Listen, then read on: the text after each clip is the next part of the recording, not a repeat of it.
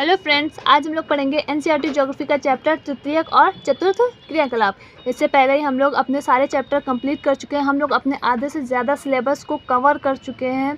बहुत जल्द हम लोग इसके प्रैक्टिस करनी शुरू कर देंगे, नए नए क्वेश्चंस बनाएंगे और उसमें एमसीक्यूज़ भी सॉल्व करेंगे। और बहुत जल्द हम लोग अपनी इकोनॉमिक्स भी स्टार्ट करेंगे। तो अगर आपको अच्छी तैयारी करनी है हिंदी मीडियम से, तो आप लोग मेरा चैनल सब्सक्राइब कर सकते हैं। तो फ्रेंड्स, आज का चैप्टर है तृतीयक और चतुर्थ क्रियाकलाप, मतलब कि टर्शरी एंड क्वीनरी एक्टिविटीज़। तो चलिए शुरू करते हैं। तृतीयक क्रियाकलाप तो ये वो क्रियाएं होती हैं जिनमें समाज को विभिन्न प्रकार की हम लोग सेवाएं उपलब्ध कराते हैं। प्राथमिक क्रियाकलाप में जैसे कि हम लोगों ने पढ़ा था कि कोई भी फार्मर है वो खेती कर रहा है, तो वो प्राथमिक क्रियाकलाप है। द्वितीय क्रियाकलाप जब वही वीट, उसका उगाया हुआ वीट फैक्ट्री में गया और उससे ब्रेड बना, तो वो हुआ हमारा द्वितीय क्रियाकलाप। और तृतीय क्रियाकलाप कब होगा? जब वो ट्रांसपोर्ट में यात्रा करके एक जगह से दूसरी जगह में पहुंचेगा। इसमें कुछ उत्पादन नहीं हुआ है बल्कि सेवा दी गई है, तो इसे ही हम लोग कहते हैं तृतीय क्रियाकलाप। तृतीय क्रियाकलाप में हमारे कौन कौन से क्षेत्र आते हैं? आता है हमारा परिवहन, संचार, यातायात, व्यापार आदि। इन क्रियाओं में उत्पादन और विनिमय दोनों होता है। जैसे कि हम लोगों ने प्राथमिक और द्वितीय क्रियाकलाप में भी पढ़ा था कि उत्पादन और विनिमय हो रहा है, तो इसी तरीके से इसमें भी उत्पादन होगा। इसमें किन चीज़ों का उत्पादन होगा? तो हमारी तृतीय क्रियाकलाप में उत्पादन होता है सेवाओं का। और विनिमय किन चीज़ों का होता है? जब हम लोग इन्हीं उत्पादन के बदले में वेतन या पारिश्रमिक दे देते हैं, तो वो हमारा विनिमय में आ जाता है। मतलब कि उत्पादन हमारी सेवाएं हो रही हैं और विनिमय वेतन और पारिश्रमिक हो रहा है। ये द्वितीय क्रियाओं में सहायता देती हैं।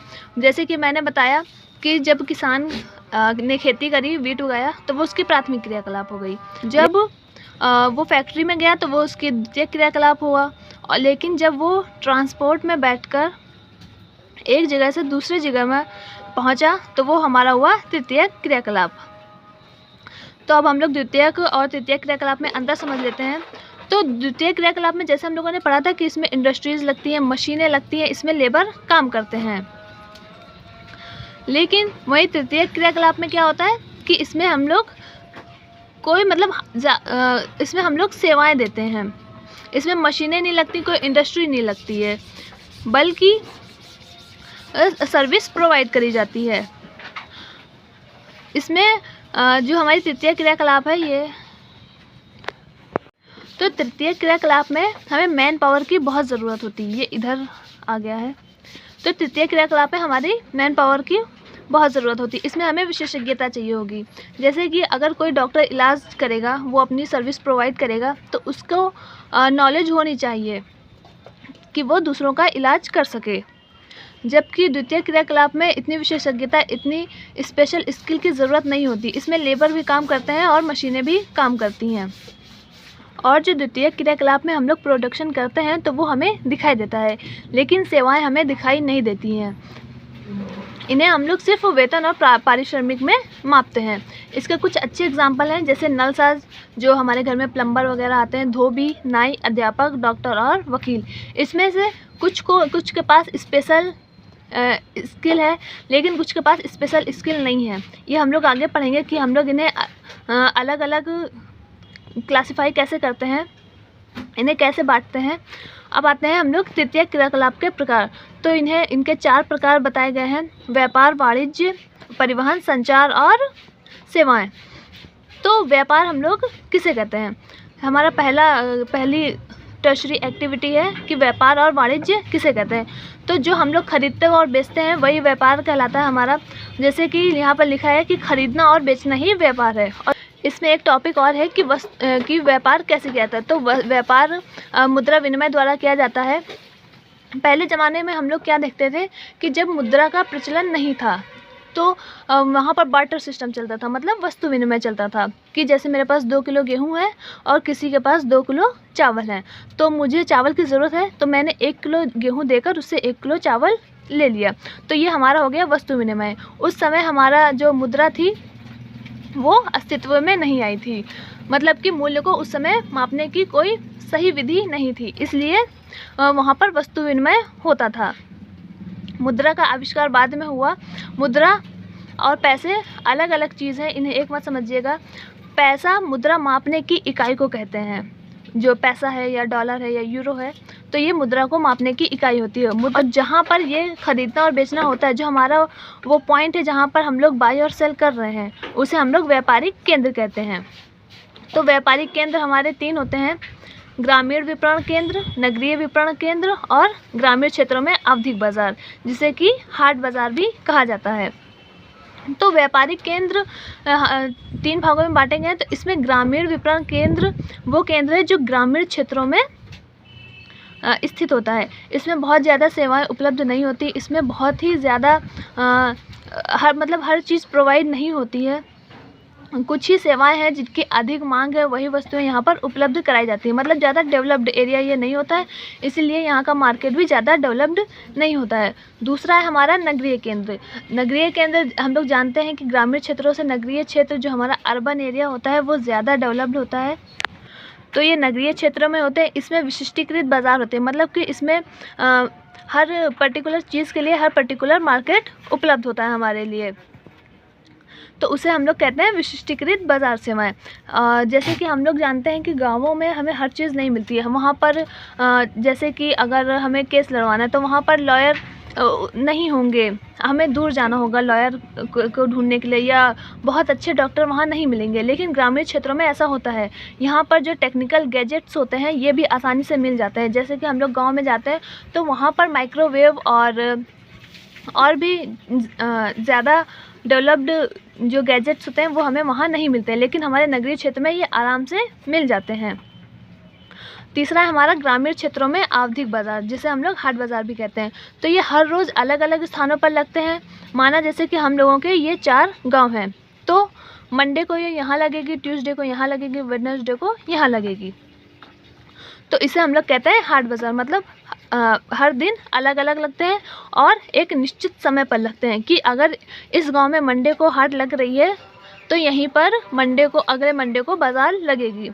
तो इसमें ऐसा नहीं है कि जैसे कि लोगों ने एक दिन मार्केट लगा ली और फिर वो फ्री हो गए। नहीं, ये लोग हर रोज़ बिज़ी रहते हैं। ये पहले दिन इस गांव में जाएंगे, दूसरे दिन इस गांव में जाएंगे और तीसरे दिन इस एरिया में जाएंगे और अपनी सर्विस प्रोवाइड करेंगे। तो ये दुकानदार हमेशा व्यस्त रहते हैं। ऐसा नहीं है कि ये खाली बैठ गए। ये बड़े क्षेत्र को अपनी सर्विस प्रोवाइड करते हैं, बड़े क्षेत्र को अपनी सेवा प्रदान करते हैं। मतलब कि ये इस गांव में भी सर्विस अपनी दे रहे हैं, इस गांव में भी दे रहे हैं और चारों गांव में अपनी सर्विस दे रहे हैं। तो ये एक बड़ा एरिया जो है तो उसको अपनी सर्विस प्रोवाइड करते हैं।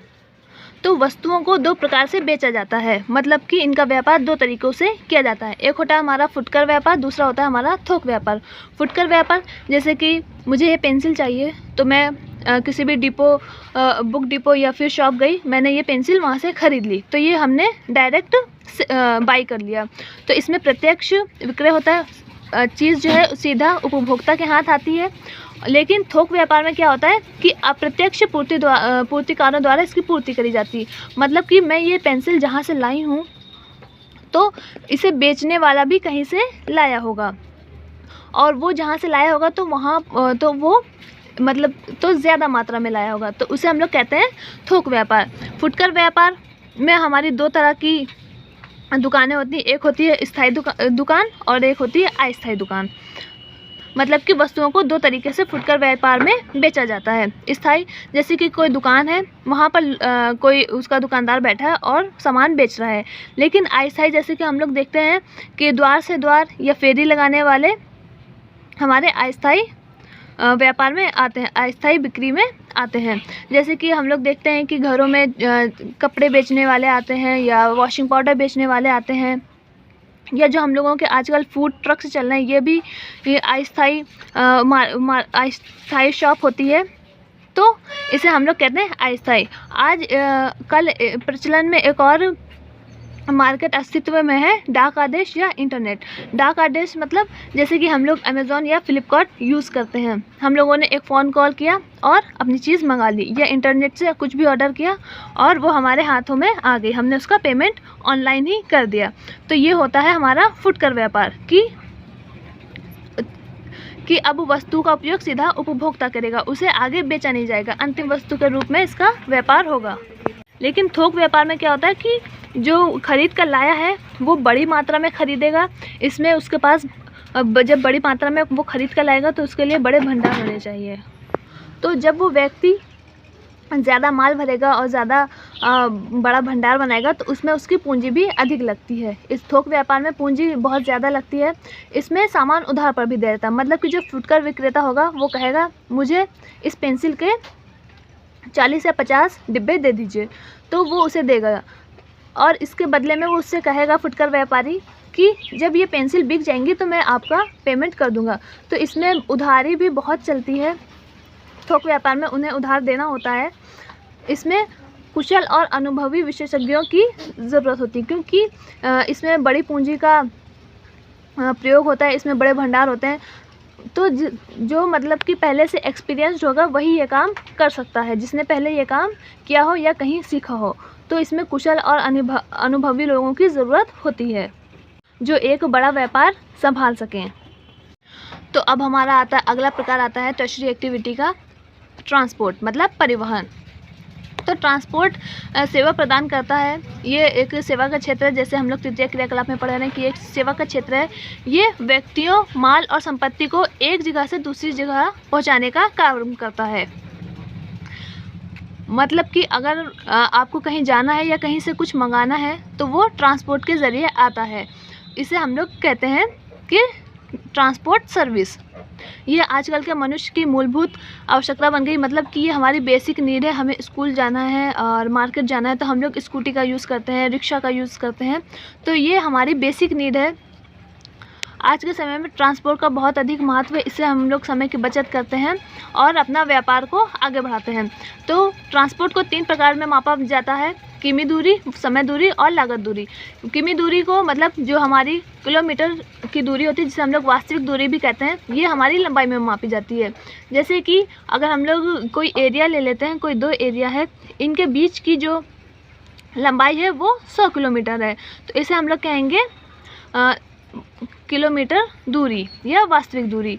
दूसरा हमारा समय दूरी, इसको हम लोग कैसे मापते हैं कि इस जगह से इस जगह तक आने में हमें 1 घंटा लगा, मतलब जितना समय लगा उसे हम लोग उस हिसाब से मापते हैं। लागत दूरी कि जब हम लोग ए पॉइंट से बी पॉइंट पर आए तो हमारे 100 रुपये लगे, तो ये हमारी हुई लागत दूरी।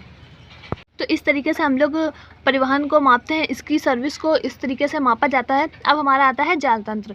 तो जाल तंत्र वो है जो परिवहन व्यवस्थाएं विकसित होने पर विभिन्न स्थान आपस में जुड़ जाते हैं, जिनसे जाल जैसी आकृति बनती है।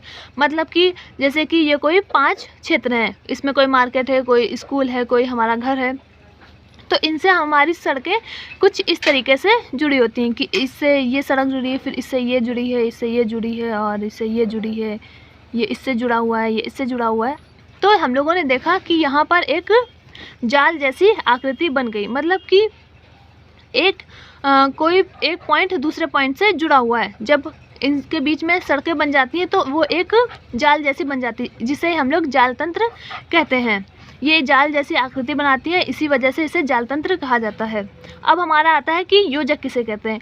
तो ये जो 2 नोड हैं, नोड ए और नोड बी, जो सड़क इन दोनों को जोड़ रही है, तो इस जोड़ने वाली सड़क को हम लोग कहते हैं योजक। और ये जो हमारे पॉइंट है, ए पॉइंट बी पॉइंट, इन्हें हम लोग नोड कहते हैं। तो ये हमारी योजक हुई और ये दोनों हमारे नोड हुए। तो अब हमारा आता है परिवहन को प्रभावित करने वाले कारक।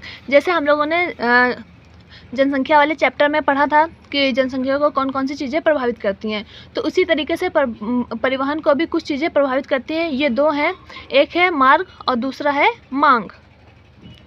तो मांग किस चीज़ की जाती है? परिवहन की मांग हम लोग कब करते हैं? जब जनसंख्या का आकार बड़ा होगा। ऐसा नहीं है कि अगर किसी एरिया में कुछ ही लोग रहते हैं, जैसे कि इस एरिया में 100 लोग रह रहे हैं, तो यहाँ पर ट्रक भी चल रहे हैं, रिक्शा भी चल रहे हैं और ट्रेन भी चल रही है, बस भी चल रही है। नहीं, जहाँ की जनसंख्या का आकार बड़ा होगा, मतलब कि जैसे कि यूपी के जनसंख्या का आकार बड़ा है, तो यहाँ पर परिवहन का विकास भी ज़्यादा है। यहाँ पर ट्रेनें भी चलती हैं, हर मिनट पर आपको ट्रेन मिल जाएगी, और रिक्शा भी ज़्यादा चलते हैं, ट्रक चलते हैं, बस चलते हैं। तो जनसंख्या के आकार परिवहन की मांग को प्रभावित करता है। दूसरा है हमारा मार्ग। जैसे कि अगर कहीं पर मार्ग ही नहीं होगा तो वहाँ पर बस या ट्रक कैसे चलेंगे। तो इसके लिए परिवहन को चलाने के लिए हमारे सबसे ज़रूरी बात है कि हमारे पास अच्छे मार्ग होने चाहिए, जिससे कि हमें कम हमारी लागत आए और हमारा समय भी बचे। इसको कौन सी चीज़ें प्रभावित करती हैं? पहला है हमारी भू आकृति, दूसरा जलवायु और तीसरा व्यापार। अगर पहाड़ी क्षेत्र है तो वहाँ पर सड़कें बनाना बहुत मुश्किल हो जाता है, तो वहाँ पर मार्गों का इतना विकास नहीं होता है, इसी वजह से वहाँ पर परिवहन का भी इतना विकास नहीं हो पाता है। दूसरा है हमारा जलवायु। अगर जैसे कि हम लोग देखते हैं कि कहीं पर ज़्यादा ठंडा प्रदेश है तो वहाँ पर मार्ग अगर बने हुए भी हैं तो वहाँ पर बर्फ़ जम जाती है, जिसमें कि बहुत हमें दिक्कत आती है। व्यापार, अगर हमारा कहीं पर व्यापार ज़्यादा नहीं है तो वहाँ पर हमारी परिवहन की भी उतनी ज़्यादा ज़रूरत नहीं होगी कि एक जगह से चीज़ दूसरी जगह जा सके। कोई वस्तु है, तो वो एक जगह से दूसरी जगह उसे जाने के लिए परिवहन की हमें बहुत ज़्यादा ज़रूरत होती है। तो इन प्रभावित करने वाले कारकों को सबसे ज़्यादा मुद्रा प्रभावित करती है। मतलब कि जब हमारे पास पैसा होगा या हमारे पास मनी होगी तभी तो हम लोग अपने रूट तैयार करेंगे या अपने परिवहन को चलाएँगे। तो इसका सबसे इम्पॉर्टेंट है कि इसमें मुद्रा अधिक लगती है। अब हमारी अगली टर्शरी एक्टिविटी है संचार, मतलब कम्युनिकेशन। तो इसमें क्या होता है कि हम नहीं जा रहे हैं एक जगह से दूसरी जगह, हमारी बात एक जगह से दूसरी जगह जाती है। इसमें शब्दों, संदेशों, तथ्यों और विचारों का आदान प्रदान होता है। मतलब कि यहाँ कोई ए पर्सन है वो इंडिया में है और कोई बी पर्सन है वो अमेरिका में है, तो वो ए पर्सन अमेरिका में नहीं जाएगा बल्कि वो अपने संदेश को भेजेगा। कैसे भेजेगा? इंटरनेट से भी भेज सकता है और लेटर भी लिख सकता है या फ़ोन भी कर सकता है। तो इसे हम लोग कहते हैं संचार। मतलब कि हम नहीं जा रहे और हमारी बात दूसरी जगह पहुंच रही है। तो परिवहन विकास से संचार सेवा में विकास है। पहले क्या होता था कि परिवहन सेवा इतनी विकसित नहीं होती थी। हम लोगों ने देखा है, मूवीज़ में दिखाया जाता है कि जब हम लोगों को एक जगह से दूसरी जगह कोई लेटर पहुंचाना होता था तो कबूतर का इस्तेमाल किया जाता था, कबूतरों का प्रयोग किया जाता था। उन्हें लेटर दिया जाता था और वो दूसरी जगह पहुंचाते थे। या फिर हम लोगों ने लेटर लिखा और फिर उन्हें जो हमारी बड़ी बड़ी सी शिप होती हैं उनमें वो भेजे जाते थे। तो उसमें बहुत ज़्यादा टाइम लगता था। जैसे कि आप लोग अपने घर में पूछिएगा, जो दादी हैं या नानी हैं उनसे पूछिएगा कि जब पहले कोई बाहर जाता था तो उसे वो जब वहाँ पहुँच जाता था तो वो लेटर लिखता था कि हाँ मैं पहुँच गई हूँ। तो जब वो जाता था तो जाने में भी उसे टाइम लगता था और जब वो वहाँ से लेटर लिखकर भेजता था तो उस लेटर को आने में भी हफ्ता 2 हफ्ते लग जाते थे। लेकिन अब ये काम बहुत ही जल्दी से हो जाता है। कैसे? हम लोगों के पास मोबाइल है, हम लोगों ने अपना मैसेज टाइप किया और दूसरी जगह भेज दिया। इस तरीके से परिवहन विकास ने संचार सेवा में भी विकास ला दिया है। जब हमारा परिवहन का विकास हुआ तो हमारी संचार सेवा का भी विकास हुआ।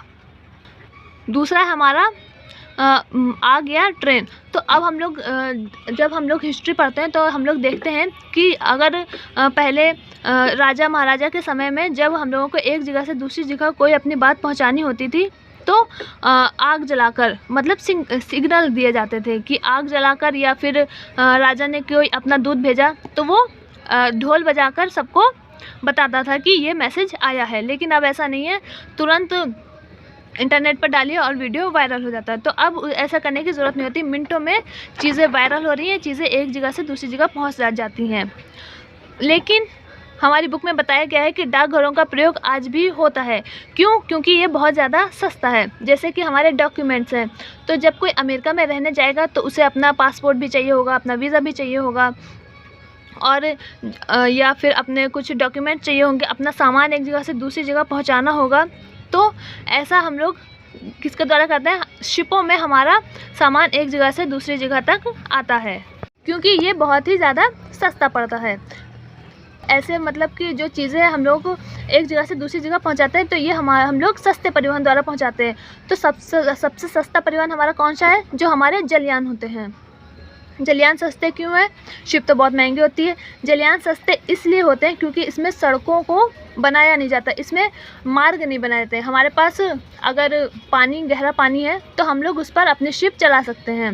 सिर्फ हमारा शिप चलाने का, शिप खरीदने का खर्चा आएगा, बाकी हमारा रोड को ठीक करने का, उसे बनाने का खर्च नहीं आएगा।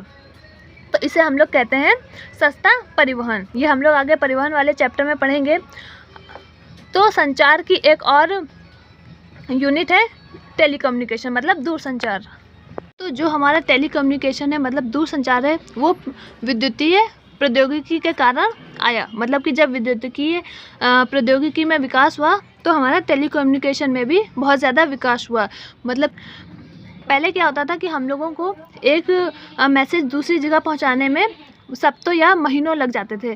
जैसे कि मैंने बताया कि कोई जाएगा तो वो उसे जाने में हफ्तों लग जाएंगे, फिर वो वहाँ से लेटर लिखेगा कि हाँ मैं पहुँच गया हूँ, तो उस लेटर को आने में भी बहुत ज़्यादा टाइम लगता था। लेकिन अब ये काम मिनटों में हो रहा है। कोई भी व्यक्ति अगर दूर जाना है, उसने अपना टिकट करवाया एरोप्लेन का और वो मिनटों में वहाँ पहुँच गया। फिर उसने मैसेज टाइप किया मोबाइल पर और भेज दिया, वो सेकंडों में पहुँच गया। तो अब बिल्कुल ही चीज़ें बदल गई हैं। जो पहले महीनों में काम होते थे, अब वो सेकंड में काम हो जाते हैं। पहले हमारे टेलीकम्युनिकेशन के कौन सी चीज़ें थी? तार प्रेषण, मतलब कि टेलीग्राफ, मॉर्स कोड और टेलेक्स जैसी चीज़ें। पहले हम लोग इन चीज़ों का यूज़ करते थे जिसमें बहुत ज़्यादा टाइम लगता था। लेकिन अब ये चीज़ें बहुत पुरानी हो गई हैं। अब हम लोग जाएंगे तो हम लोग इन्हें म्यूज़ियम में या कहीं ऐसी जगह जो हम लोग घूमने जाते हैं तो वहाँ देखते हैं कि वहाँ पर ये चीज़ें रखी होती हैं। मतलब कि ये काल की वस्तुएं हैं, मतलब कि थिंग्स ऑफ पास्ट की चीज़ें हैं। अब इनकी जगहों पर कौन सी चीज़ें इस्तेमाल हो रही हैं? रेडियो, टेलीविज़न और इंटरनेट। रेडियो, टेलीविज़न जिसे कि हम लोग मास मीडिया भी कहते हैं। तो हम लोग मास मीडिया इन्हें क्यों कहते हैं? मतलब कि इनकी रेंज बहुत ज़्यादा मास है। कोई व्यक्ति है, वो अपने स्टूडियो में बैठकर बोल रहा है, उसे लाखों लोग सुन रहे हैं, एक साथ लाखों लोग उसे सुन सकते हैं। मतलब कि इसकी जो पहुँच है वो बहुत ही ज़्यादा मास है, बहुत ही विस्तार से चीज़ें एक जगह से दूसरी जगह पहुंच जाती हैं। तो इसे हम लोग मास मीडिया इसी वजह से कहते हैं। और इंटरनेट तो रेवोल्यूशन ला दिया है इंटरनेट ने। आप कोई भी वीडियो डालिए, वो मिनटों में वायरल हो जाता है। आपको मैसेज करना है, आपने मैसेज किया और दूसरे व्यक्ति के पास तुरंत का तुरंत वैसे ही वो पहुँच गया। तो इसे हम लोग मास मीडिया कहते हैं। अब हमारा अगला टॉपिक है सेवाएँ। टर्शरी एक्टिविटी का ये चौथा प्रकार है। सेवाएं हम लोगों को विभिन्न स्तरों पर मिलती हैं। कुछ सर्विस इंडस्ट्रीज़ को, मतलब उद्योगों को दी जाती हैं, कुछ हम लोगों को दी जाती हैं। जैसे कि ट्रांसपोर्ट है, तो ट्रांसपोर्ट हमको भी एक जगह से दूसरी जगह पहुंचाता है। और किसी इंडस्ट्री ने कोई सामान बनाया, उसे भी वो एक जगह से दूसरी जगह पहुंचाएगा। तो इसे हम लोग कहते हैं इसे हम लोग सेवाएं कहते हैं कि उसने हमें सर्विस प्रोवाइड किया। तो सेवाओं को हम लोग बहुत से भागों में बांटते हैं। इसका पहला हम लोग बांटते हैं शारीरिक श्रम, मतलब शारीरिक सेवाएं जो देता है, और मानसिक सेवाएं। तो मानसिक सेवाएं वो लोग देते हैं जो मतलब कि जो इनके पास स्पेशल स्किल होती है। जैसे कि जो लोग ज़्यादा पढ़े लिखे होते हैं, वो विशेषज्ञता उनको प्राप्त होती है। जैसे हमारे वकील हैं, टीचर हैं और डॉक्टर हैं, ये हमें मानसिक श्रम प्रदान करते हैं। और दूसरा होता है शारीरिक श्रम। शारीरिक श्रम मतलब कि जो माली या धोबी हम लोग को सर्विस प्रोवाइड करते हैं, वो अपने शरीर की क्षमता को खर्च करते हैं हमें सर्विस प्रोवाइड करने के लिए। तो आगे हम लोगों की बुक में निम्न प्रकार की सेवाएं दी गई हैं। ये कौन कौन सी सेवा हैं? निम्न स्तरीय सेवाएं और उच्च स्तरीय सेवाएं। निम्न स्तरीय सेवाएं जैसे कि हमारे पास की घर के पास की मार्केट हुई, और धोबी घाट, जो हम धोबी लोग हम लोगों के कपड़े धोते हैं, ये निम्न स्तरीय सेवाएं हैं। लेकिन उच्च स्तरीय सेवाएं क्या है? लेखाकार, परामर्शदाता और चिकित्सक। ये वही शारीरिक श्रम और मानसिक श्रम वाली बात है कि जिनके पास विशेषज्ञता जिनको प्राप्त है, वो लोग उच्च स्तरीय सेवा में आते हैं। जिनको विशेषज्ञता नहीं प्राप्त है, जो उतना ज़्यादा पढ़े लिखे, उतना ज़्यादा एक्सपीरियंस्ड नहीं है, वो हम लोगों को निम्न स्तरीय सेवाएं प्रदान करते हैं। अब हम लोग सेवाओं को प्रकृति के आधार पर बांटते हैं। तो इन्हें हम लोग 5 भागों में बांटते हैं। वाणिज्यिक सेवाएँ, हम लोग देखते हैं कि टीवी में ऐड दिखाई देते हैं और लोगों को उनके इंश्योरेंस प्रोवाइड किए जाते हैं, उनको फाइनेंशियली डिस्कशन दिया जाता है, उनको जो हम लोगों के फाइनेंशियली एडवाइज़र होते हैं। तो वाणिज्यिक सेवा में ये लोग काम करते हैं। परिवहन संचार में रेल, सड़क, जलयान और वायुयान जैसी सेवाएं हम लोगों को देते हैं। मतलब कि जो हम लोगों को एक स्थान से दूसरे स्थान तक पहुंचाते हैं, इसे हम लोग परिवहन या संचार सेवाएं कहते हैं। मनोरंजन, जो हमारे एक्टर्स वगैरह होते हैं, जैसे कि जो दूरदर्शन में काम करते हैं, रेडियो में काम करते हैं, जो हमारे सिंगर्स होते हैं, जो हमारे लेखक होते हैं, ये सब हमें मनोरंजन सेवा प्रदान करते हैं। विभिन्न स्तरीय प्रशासन सेवा, जो हम लोगों को गवर्नमेंट प्रोवाइड करती है सर्विसेज, उसे हम लोग विभिन्न स्तरीय प्रशासन सेवा कहते हैं। जैसे कि लॉकडाउन में फ्री लोगों को एक जगह से दूसरी जगह पहुंचाया गया, और जब बच्चे पढ़ते हैं तो उनको सेवाएं दी जाती हैं।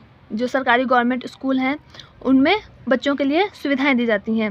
गैर सरकारी, जो हमारे एनजीओज़ वगैरह चलते हैं, जो हमारे शिशु चिकित्सक होते हैं, जो हमारी आशा बहन वगैरह होती हैं, ये लोग हमें गैर सरकारी सेवाएं प्रदान करते हैं। तो सेवाओं को इतने आधार पर बांटा जाता है, प्रकृति के आधार पर इस प्रकार से बांटा जाता है। अब तृतीयक क्रियाकलाप में संलग्न लोग, हम लोग तृतीयक क्रियाकलाप पढ़ रहे हैं, तो अब हम लोग जानते हैं इसमें लोग कितने और कहाँ पर कैसे कार्य करते हैं।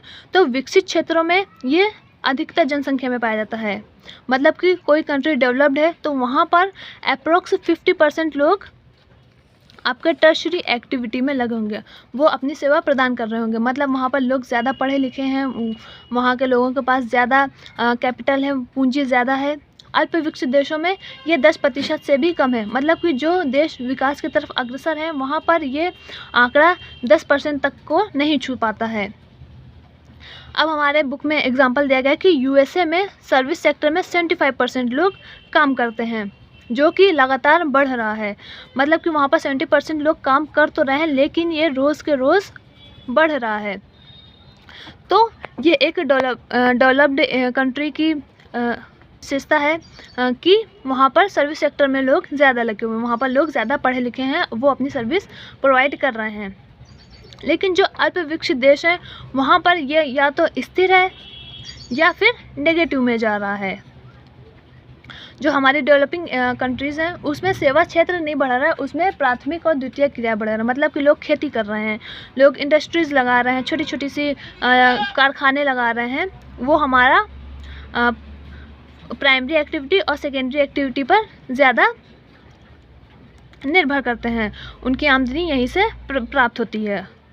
अब हमारी बुक का अगला टॉपिक है पर्यटन। मतलब कि जब हम लोग व्यापार के अतिरिक्त मनोरंजन के उद्देश्य से किसी स्थान की यात्रा करते हैं, वहाँ पर घूमने जाते हैं, वहाँ पर एंजॉयमेंट करने जाते हैं, तो इसे हम लोग पर्यटन मतलब टूरिज्म कहते हैं। ये विश्व का सबसे बड़ा तृतीयक क्रियाकलाप है। मतलब कि जो हमारे विश्व को कि जो 40% जीडीपी आती है वो हमारी सिर्फ़ और सिर्फ टूरिज्म से ही आती है। ये बहुत बड़ा सर्विस सेक्टर है जो कि लोगों को सर्विस प्रोवाइड करती है। इसमें 25 करोड़ लोग नौकरी करते हैं, 25 करोड़ लोग इसमें नौकरी पाते हैं। और परिवहन, फुटकर, व्यापार, शिल्प उद्योगों को ये पर्यटन प्रभावित करता है। मतलब कि अगर कोई कंट्री है वहाँ पर पर्यटन ज़्यादा आ रहे हैं तो वहाँ पर जो परिवहन से जो मिलने वाली आय है वो अधिक होगी। वहाँ पर जो फुटकर व्यापार, जैसे कि हम लोग कहीं घूमने जाते हैं तो वहाँ से हम लोग कोई वहाँ की स्पेशल चीज़ लेकर आते हैं। जैसे हम लोग आगरा गए, वहाँ घूमने गए, तो वहाँ पर कांच के छोटे छोटे से ताजमहल के पीसेस मिलते हैं, तो उसे हम लोग ख़रीद कर लाते हैं। शिल्प उद्योगों, जैसे कोई कश्मीर गया तो वहाँ से कश्मीरी शॉल लेकर आया। तो टूरिज़्म इन सब का पोषण करता है। लोग बाहर से आते हैं, चीज़ें ख़रीदते हैं, और जो वहाँ के लोग हैं वो वहाँ की फेमस चीज़ें बनाकर अपनी आय प्राप्त करते हैं। तो इसे टूरिज़्म कहते हैं। तो पर्यटन क्षेत्र हमारे विश्व के कौन कौन से? भूमध्य सागरीय तट, मतलब कि जो भूमध्य सागर के आसपास का जो क्षेत्र है उसी, और भारत का पश्चिमी तट। मतलब कि लोग बहुत दूर दूर से आते हैं भूमध्य सागरीय तट पर अपनी छुट्टियां बिताने, या पश्चिमी तट पर, जो इंडिया का हमारा पश्चिमी तट है, वहाँ पर छुट्टियां बिताने। लोग वहाँ पर ज़्यादा जाना पसंद करते हैं जहाँ पर विरासत स्थल होते हैं। मतलब कि कोई ताजमहल देखने आ रहा है, कोई लाल किला देखने आ रहा है, स्मारक जैसे कि कोई कुतुब मीनार देखने आ रहा है, तो इसे हम लोग पर्यटक क्षेत्र कहते हैं। मतलब कि कुछ अलग हट के लोग देखने आते हैं। तो पर्यटक को प्रभावित करने वाले कौन कौन से कारक होते हैं? पहला है मांग, दूसरा है परिवहन। मांग किन चीज़ों की? छुट्टियों की। अगर हमें छुट्टियां ही नहीं मिलेंगी, जैसे कि अगर हमें स्कूल से छुट्टी ही ना दी जाए तो हम लोग कहीं घूमने कैसे जाएंगे, या पापा को ऑफिस से ही छुट्टी ना मिले तो वो हम लोगों को कैसे ले जा पाएंगे। तो इसमें सबसे ज़्यादा छुट्टियों की मांग करी जाती है, जो कि अगर कहीं के लोगों को ज़्यादा छुट्टियाँ दी जा रही है मतलब कि वहाँ पर जीवन स्तर में सुधार है, वहाँ के लोगों के पास पैसा है, तभी वो दूसरी जगह जा रहे हैं। मतलब अगर किसी के पास खाने को ही नहीं होगा तो वो घूमने क्या जा पाएगा। तो वहाँ के जीवन स्तर को भी पता चलता है कि यहाँ से टूरिज़्म जा रहे हैं या यहाँ पर टूरिज़्म आ रहे हैं, तो वहाँ की जो हमारी आर्थिक व्यवस्था है वो भी अच्छी होगी, वहाँ पर आर्थिक सुधार अच्छा होगा।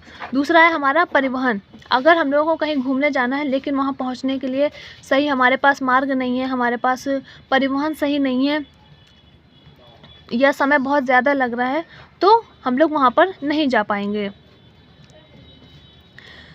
परिवहन और परिवहन में अगर विकास है तो हम लोग वहाँ कहीं भी आसानी से पहुँच सकते हैं, कहीं भी आसानी से जा सकते हैं और अपनी छुट्टियों को एंजॉय कर सकते हैं। और जो हमारा टूरिज़्म है इसे सबसे ज़्यादा बढ़ोतरी तब मिली जब कंपनीज़ ने पैकेजेस देना स्टार्ट कर दिए। मतलब कि जिस तरीके से हमारे स्कूल में छुट्टी दी जाती है, हमारे समर वेकेशन दी जाते हैं, विंटर वेकेशन दी जाती है, उसी तरीके से कंपनी में भी पैकेज बनाए जाते हैं। उन्हें छुट्टियों के साथ साथ पैकेजेस भी पैसे भी दिए जाते हैं कि आप जाइए और वहाँ घूम कर आइए, तो इसे पैकेजेस कहते हैं। अब पर्यटन को कौन सी चीज़ें आकर्षित करती हैं? जो लोग घूमने आ रहे हैं या घूमने जा रहे हैं उन्हें कौन कौन सी चीज़ें प्रभावित करती हैं? तो ये हमारी जलवायु, भूदृश्य, इतिहास या कला या संस्कृति। जलवायु, जैसे कि अगर कहीं पर बहुत ज़्यादा गर्मी पड़ती है तो वो सोचेगा गर्मियों के मौसम में कि चलो कहीं कूल प्लेसेस पर जाकर घूमकर आते हैं। तो जलवायु सबसे ज़्यादा मैटर करती है। कहीं की जलवायु अच्छी है तो लोग वहाँ पर ज़्यादा जाना पसंद करेंगे। भूदृश्य, अगर कहीं का भूदृश्य अच्छा है, कहीं पर पर्वत हैं, झील हैं, जंगल हैं, तो वहाँ पर भी लोग ज़्यादा जाना पसंद करते हैं।